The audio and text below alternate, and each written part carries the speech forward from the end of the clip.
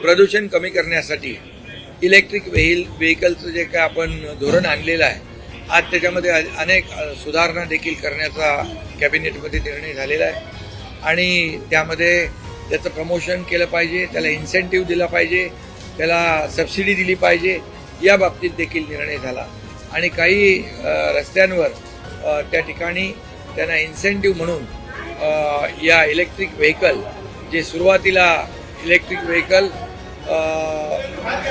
घेण्यामध्ये प्राधान्य देतील त्यांना देखील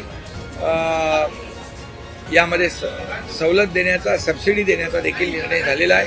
काही ठिकाणी टोलमधून देखील सवलत देण्याचा निर्णय झालेला आहे. त्यामुळे इलेक्ट्रिक व्हेकलचं प्रमोशन झालं पाहिजे मोठ्या प्रमाणात. जसं केंद्र सरकारने याला प्राधान्य दिलेलं आहे तसं राज्य सरकार देखील राज्यातलं प्रदूषण कमी करण्यासाठी इलेक्ट्रिक व्हेकलला प्रमोट करते, प्राधान्य देते.